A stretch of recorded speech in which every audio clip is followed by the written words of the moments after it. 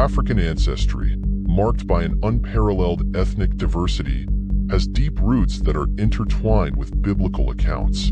The Holy Scriptures unravel the origins of these people, revealing a lineage of monarchs whose skin is woven by melanin. In this documentary, we will delve into the fascinating stories of African ancestors, uncovering secrets kept over the centuries.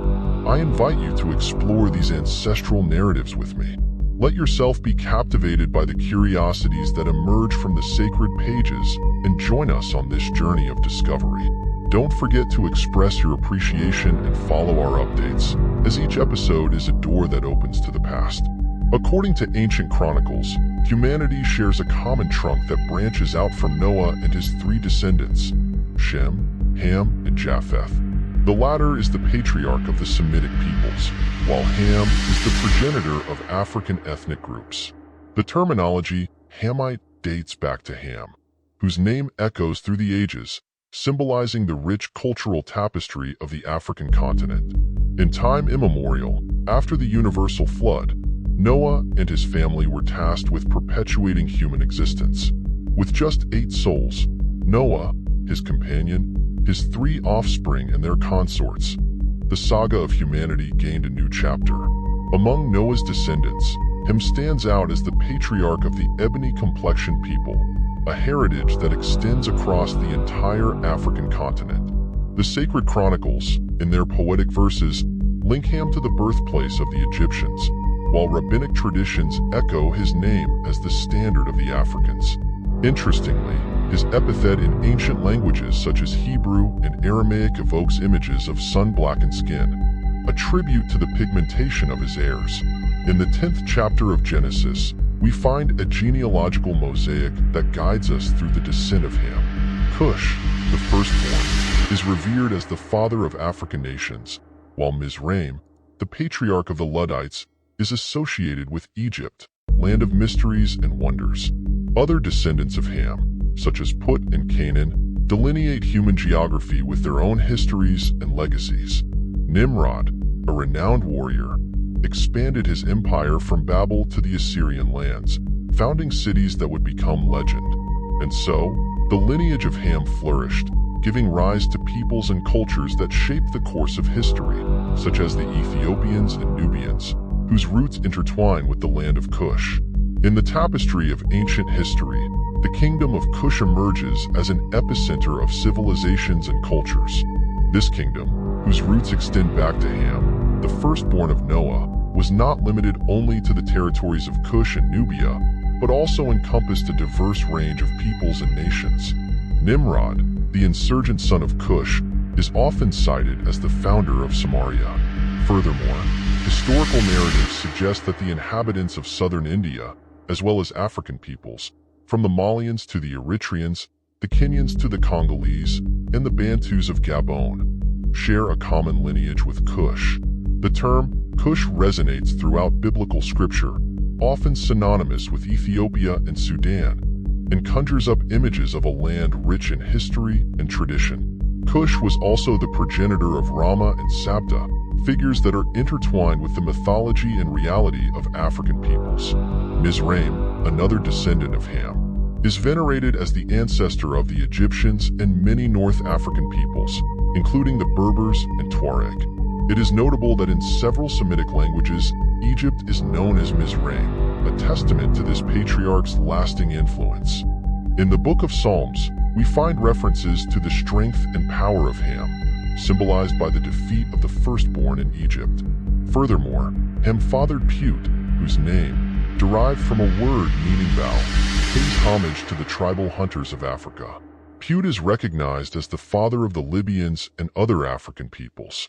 The curse of Ham, often misinterpreted over the centuries, is a recurring theme in ancient history.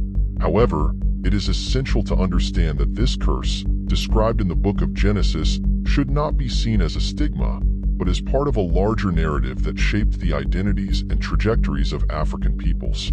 The saga of Noah and his descendants is full of episodes that defy our understanding. After an episode of drunkenness, Noah found himself vulnerable, and Ham, instead of helping, chose to disclose his father's condition to his brothers. This act, which could be seen as a mere mockery, carried significant weight in that era, where paternal respect was considered sacred. Scripture tells us that Noah, in a moment of indignation, pronounced a curse not on Ham, but on Canaan, one of Ham's sons. This gesture may seem harsh, but it reflects the norms and values of a distant time. It is important to note that while winemaking was a new practice for Noah, drunkenness was not seen as a sin in divine eyes, as there was no punishment. The lineage of Ham, which includes Kush, Mizraim, and Put, is often associated with African peoples. It is vital to recognize that the biblical curse fell on Canaan, not Africans, a crucial distinction to avoid misinterpretations and prejudice. Ham, ancestor of Africans and certain populations of southern India, had extraordinary longevity, witnessing successive generations of his offspring. Although sacred texts do not detail his exact age, it is reasonable to assume that he lived as long as his brother Shem, possibly reaching or exceeding the 600-year mark. As for Ham's final resting place, theories vary. Some suggest Ethiopia or Nubia, while others point to Mesopotamia, land of the Sumerians. However, there is consensus that his tomb is on African soil, a testament to his lasting heritage and influence. In ancient times, in the lands we now know as Sudan and Ethiopia, fascinating theories emerged that even point to Egypt as the final resting place of Ham. This country, full of ancient enigmas, reveals itself to be a stage where, under the sands of over time, discoveries of ancient civilizations emerge frequently. The Book of Jubilee, a priceless manuscript, transports us to the post-flood era, unraveling the mysteries of Ham's longevity and the events that intertwine with Noah's offspring. The generations of Ham, Shem, and Japheth are outlined with precision, each carrying its legacy and destiny. In those ancient days, the decision of Canaan, the youngest of Ham, to settle in the lands of Shem, today's Israel, generated controversy. The narrative tells us that Kush and the Mizrahi brothers, together with the patriarch Ham, expressed their discontent with Canaan's choice. They, firm in their convictions, traveled to Canaan, urging him to abandon the region, as they believed that African lands were the cradle destined for their descendants. Defying expectations, Canaan remained, disregarding the pleas of his father and brothers. The Book of Jubilees also reveals that Ham, after the flood, was a pioneer in founding the first city and province, naming it in honor of his beloved wife. This act of love and resilience echoes through the centuries. Thank you to everyone who has followed me this far. Your support is essential. Share this story so that more eyes can marvel at these stories from the past. Sign up for more discoveries, and until the next journey through the past,